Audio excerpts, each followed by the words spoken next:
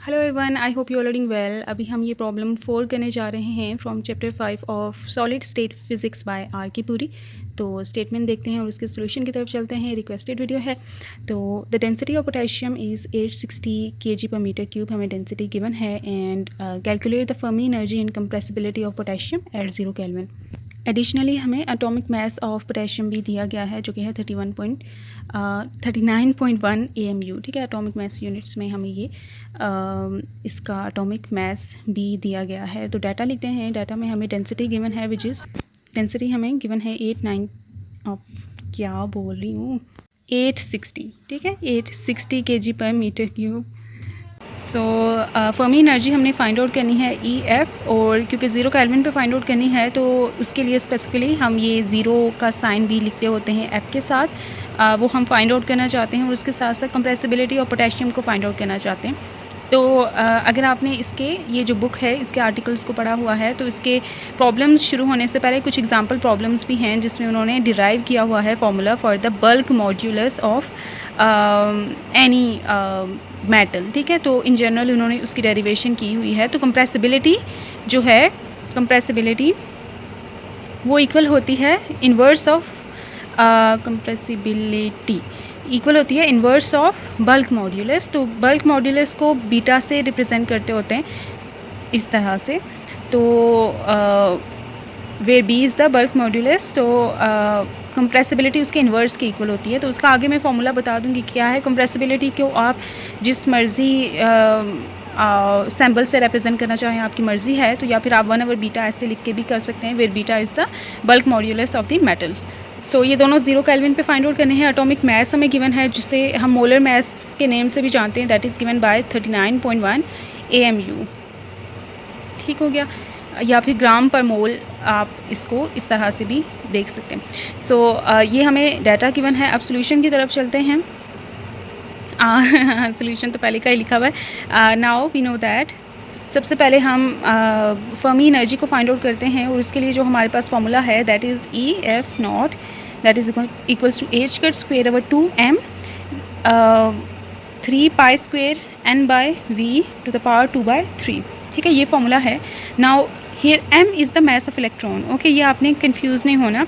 आपको जो भी मेटल है जिसकी भी आप फर्मी एनर्जी फाइंड आउट करना चाहते हैं, कोई भी मेटल, हर किसी के लिए यहाँ पे m जो है मास ऑफ इलेक्ट्रॉन ही होती है, जबकि n/v जो होता है that is specific to the metal. ठीक है, n/v जो आप फाइंड आउट कर रहे होते हो वो मेटल स्पेसिफिक होता है, जबकि ये वाला m is similar and is always the mass of electron. ठीक है, आपने इसको इसके साथ कंफ्यूज नहीं करना। तो h² की वैल्यू पता है, मास ऑफ इलेक्ट्रॉन की वैल्यू भी पता है, π² की भी पता है, n/v हमें फाइंड आउट करना पड़ेगा फॉर पोटेशियम, और उसको यहाँ पे इंसर्ट करने के बाद हमें फर्मी एनर्जी का एक्सप्रेशन मिल जाएगी। ठीक हो गया। सो n/v is something that we need to calculate and we can calculate it using the data that is potassium का डेंसिटी की डेंसिटी और उसका एटॉमिक मास। तो ये हम देखते हैं कि किस तरह से हम n/v को फाइंड आउट करते हैं। तो डेंसिटी आप देखते हैं कि डेंसिटी क्या होती है, टोटल मास अब वॉल्यूम। ठीक है, ये हमें पता है कि नॉर्मली डेंसिटी इस चीज़ के इक्वल होती है।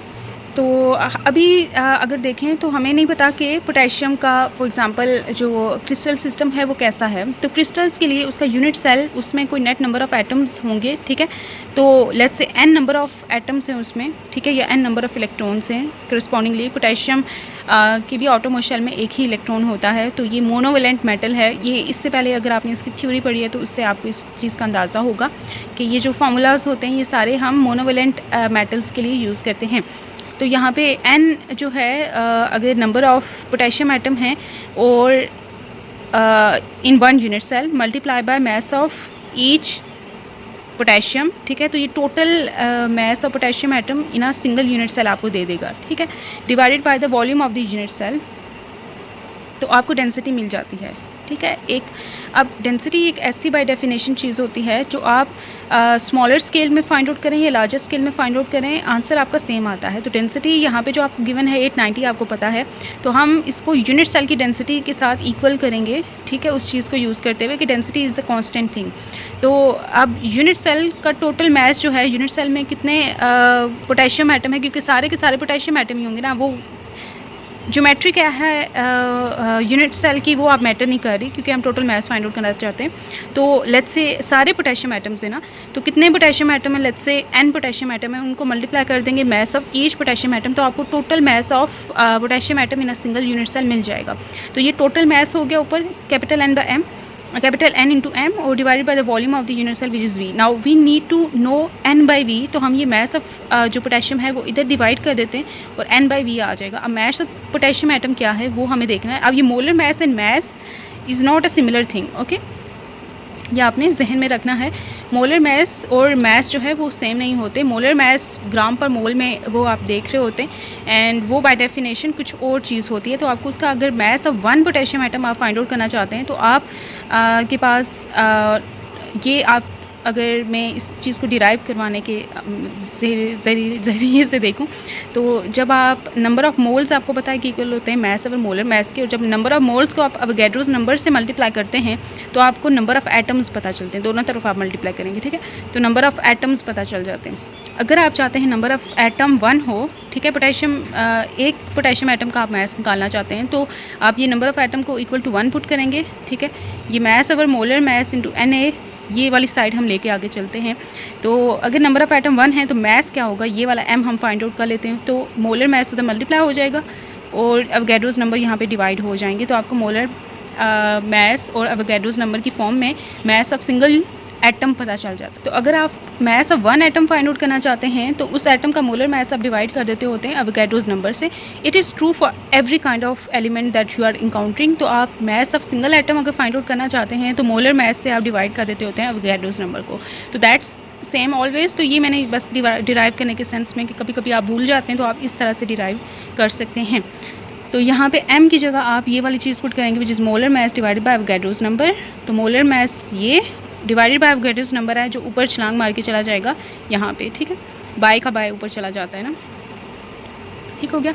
अब यहाँ पे मोलर मैस जो है वो ग्राम पर मोल में होता है, तो ग्राम में है ना उसे आपने केजी में ज़रूर करना है, तो वो मैं आगे लेट्स से आपको बता दूंगी कि करेंगे हम। तो अभी ये जो चीज़ है N बाई V, ये मैं जो फर्मी एनर्जी की एक्सप्रेशन थी उसमें पुट करने जा रही हूँ। एच का स्क्वायर ओवर 2m, सब्सक्रिप्ट में मर्जी है ई लिख दें ताकि आप कंफ्यूज ना हो कि यहाँ पे ये मैस कौन सा है। 3 pi square rho Na by capital M आ जाएगा 2/3। ओके, अब हम देखते हैं कि यहाँ पे हम वैल्यूज़ पुटिंग क्या करेंगे। तो एज कट है तो उसकी जगह आप 6.63 मल्टीप्लाई 10⁻⁻34 डिवाइडेड बाई 2 पाई करेंगे। मुझे कभी एज कट की वैल्यू याद नहीं रही तो हमेशा मैं एज की वैल्यू को 2 पाई से डिवाइड करके ही फाइंड आउट कर लेती हूँ। तो ये हम देख लेंगे कि क्या आता है। एज कट की जगह हम ये पुट करेंगे, इसका स्क्वायर है तो वो कैलकुलेशन में हम कर लेंगे। Mass of electron 9.1 multiply 10⁻⁻31 kg है, ठीक है, SI यूनिट्स में। पाई आप कैलकुलेटर में भी पुट कर सकते हैं एज इट इज़, लेकिन 3.14 है उसकी वैल्यू, ठीक है। रो हम पुट करेंगे 860 kg पर मीटर क्यूब, और अवोगाड्रोस नंबर हमें पता है 6.023 मल्टीप्लाई 10⁻23 होता है, और मोलर मैस जो है वो हमें गिवन है 39.1। तो ये ग्राम पर मोल में होता है, तो उसे kg में करना है तो मल्टीप्लाई 10⁻³ आप करते हैं, ठीक है, तो ये kg पर मोल में आ जाता होता है, ठीक हो गया। तो ये सारी हमने वैल्यूज़ को पुट करना है यहाँ पे।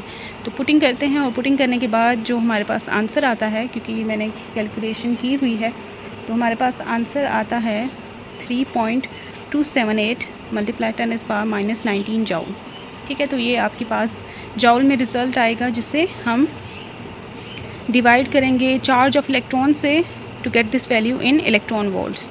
तो इलेक्ट्रॉन वोल्ट के लिए हम 1.602 मल्टीप्लाई 10⁻⁻19 से इसे डिवाइड करते हैं। तो डिवाइड करने के बाद हमारे पास जो रिज़ल्ट आएगा वो 2.04 इलेक्ट्रॉन वोल्ट आ जाएगा। So this is the Fermi energy of potassium at 0 kelvin, ठीक हो गया। तो ये हमारे पास रिज़ल्ट आएंगे। तो ये आपने वैल्यूज़ को पुट करना है, ठीक है। ये सारी वैल्यूज़ आप इस फार्मूला में पुट करेंगे, और पुट करने के बाद आपके पास जाउल में जो आंसर आएगा, क्योंकि SI यूनिट में आएगा which is joule for energy, तो ये आपके पास आएगा, जिसको आपने चार्ज ऑफ इलेक्ट्रॉन से जब आप डिवाइड करते हैं तो आपका आंसर जाउल से इलेक्ट्रॉन वोल्ट में कन्वर्ट हो जाता है। तो ये आपके पास फाइनल आंसर आ जाएगा। Now we are going to calculate the compressibility of potassium. तो जब भी आप इसकी कैलकुलेशन कर रहे हों तो पहले इसको कैलकुलेट करें, 2/3 पावर लें, आंसर लिखें, फिर ये वाला कैलकुलेट करें, 10 से इसका आंसर लिखें, फिर दोनों को मल्टीप्लाई करके, ठीक है, ताकि आपकी जो कैलकुलेशन है इसमें एरर ना आए, क्योंकि इतनी बड़ी बड़ी वैल्यूज़ होती हैं ना, ऊपर से ये इसकी पावर भी है इन ऑल, तो आपका एरर आ जाना या फिर कोई मिस्टेक कर जाना की प्रोबेबिलिटी ज़्यादा हो जाती है। सो आप उस प्रोबेबिलिटी को ज़्यादा से ज़्यादा कम करें। और हमेशा जब भी आप एग्ज़ाम्स दे रहे हों तो इस तरह के प्रॉब्लम्स हो रहे हों तो डबल चेक ज़रूर किया करें, न्यूमेरिकल को दोबारा से कैलकुलेट किया करें, क्योंकि बहुत दफ़ा ऐसा होता है कि कैलकुलेशन एरर, मतलब आप कैलकुलेटर में मिस्टेक कर देते हैं कैलकुलेशन में, तो आपका आंसर डिफरेंट आ रहा होता है जबकि आपने सारा मेथड सेम ठीक किया होता है। तो डबल चेक ज़रूर किया करें। सिर्फ 1-2 मिनट ही लगते हैं, हम बहुत लेज़ी हो जाते हैं, कहते हैं जल्दी जल्दी हो जाए, पेपर बस दे दें, लेकिन आप बाद में रिग्रेट करेंगे, आप पछताएंगे कि 1-2 मिनट दे देती, मैं दोबारा चेक कर लेती या कर लेता तो अच्छा होता। तो हमें मेरे साथ भी ऐसा कई दफ़ा हुआ है। तो मेरी ये होती थी ना, पेपर दे के ना जल्दी से सॉल्व करके मेरी कोशिश होती थी दे के मैं बाहर निकलूँ, लेकिन फिर जब ऐसे मिस्टेक सामने आती थी फिर मैं सोचती थी कि अगर मैं 1-2 मिनट दे देती दोबारा से पेपर, दोबारा से सारा का सारा पेपर चेक कर लेती तो हो सकता था कि मेरे मार्क्स और ज़्यादा अच्छे आते, और अच्छे क्या 2 मार्क्स जो कट रहे थे वो भी ना कटते लेकिन कई दफ़ा ज़्यादा कटने का भी अंदेशा होता है। सो आप डबल चेक ज़रूर किया करें, 2 मिनट दे दिया करें, और इसमें कोई नहीं होता। सारी थ्योरी, सारे क्वेश्चंस चेक करें, आपने सही से आंसर किए हैं क्या, कुछ चीज़ बेहतर की जा सकती है, आप अपना बेस्ट दिया करें एग्ज़ाम में, और उससे जान छुड़ाने की कोशिश ना किया करें क्योंकि बाद में आप पछताएँगे। ठीक है, तो आपने जान छुड़ा के जाके बाहर करना भी क्या है, तो आप मतलब ना किया करें ऐसे। तो ये था आपका आज का फ्री का भाषण क्योंकि मैं भी स्टूडेंट रही हूँ और मुझे पता है हम क्या मस्तियाँ कर रहे होते हैं, तो इसलिए। तो ये 1 आवर बीटा के इक्वल होता है, where beta is the bulk modulus of. Sometimes आपको कहा जाता है ना कि बल्क मॉड्यूलस से फाइंड आउट कर लें, तो आपको पता होना चाहिए, इसलिए मैंने कंप्रेसिबिलिटी और बल्क मॉड्यूलस का आपको यहाँ पे रिलेशन बता दिया, दी मेटल। ठीक है, तो हम बीटा पहले फाइंड आउट कर लेते हैं, फिर उसका इन्वर्स लेके कंप्रेसिबिलिटी फाइंड आउट कर लेंगे। फिर बल्क मॉड्यूलस का ये फार्मूला होता है, ठीक है, which is equals to 2/3 n/v EF0। ठीक है, तो ये बल्क मॉड्यूलस का फार्मूला है। तो ये सॉल्व वगैरह करके पी का एक्सप्रेशन पुट करके सॉल्व करके वो किया जाता है, लेकिन हमने ये डायरेक्ट फार्मूला यूज़ करना है क्योंकि in terms of Fermi energy वगैरह जो हमें चीज़ें पता है हम वो यूज़ करेंगे। तो बेसिक ये होता है, उससे ये डिराइव कर लिया जाता है। तो ये फार्मूला है बल्क मॉड्यूलस का, जिसका इन्वर्स लेंगे तो कंप्रेसिबिलिटी आ जाएगी। तो 2/3 n/v, अच्छा ये दोबारा ही मैंने लिख दिया है, तो इस तरह से। ना फर्मी एनर्जी तो हमें पता है कि क्या है, n/v भी हमें पता है, n/v अभी मैंने निकाला था, दैट वाज ρNA/M। ठीक है, और EF0 अभी हमने फाइंड आउट किया है, तो ये जहन में रखें कि जॉउल में पुट करना है आपने EF0 की वैल्यू, जो कि थी 3.278 मल्टीप्लाई 10⁻⁻19 SI यूनिट्स में पुटिंग करनी है आपने। तो पुटिंग करते हैं 2/3 ρNA/M है। ठीक है, EF0 की जगह मैं वैल्यू पुट करने जा रही हूँ विच इज़ 3.278 मल्टीप्लाई 10⁻⁻19। ठीक है, जॉउल में पुट करना है आपने, सारे SI यूनिट्स में पुटिंग करते हैं। तो 860 है डेंसिटी, Na है 6.02 multiply 10⁻23 3.278 multiply 10⁻⁻19 divided by molar mass which is 39.1 multiply 10⁻³ in SI units. ठीक हो गया, that will give us beta. ठीक है, आपके पास आंसर आएगा कोई, ओके। फिर उसके बाद कंप्रेसिबिलिटी आप लिखेंगे of potassium at 0 kelvin is equals to 1 over beta, जो कि आपके पास आ जाएगा क्योंकि मैंने इसको कैलकुलेट किया हुआ है हियर, ओके। तो इट इज़ 3.4557 मल्टीप्लाई 3.455 मल्टीप्लाई 10⁻⁻10। ठीक हो गया, ये इसकी कंप्रेसिबिलिटी है। ठीक हो गया, इसके यूनिट्स जो हैं वो हम देख लेते हैं कि क्या हैं, और इसके यूनिट्स हैं पर न्यूटन मीटर स्क्वायर। ठीक है, पर न्यूटन मीटर स्क्वायर, तो इसका आंसर 3.4557 मल्टीप्लाई 10⁻⁻10 आया है पर newton metre square. This is the compressibility. ठीक है, ये आप कैलकुलेट करेंगे, ये आपके पास आंसर आ जाएगा। मैंने वहाँ पे डायरेक्ट कर लिया था, तो 1 आवर बीटा आप करेंगे तो ये आपके पास आंसर आ जाएगा। ठीक हो गया, so that is it. I hope आपको समझ आया है। लाइक, शेयर एंड सब्सक्राइब, और या good bye and all the best for your exam.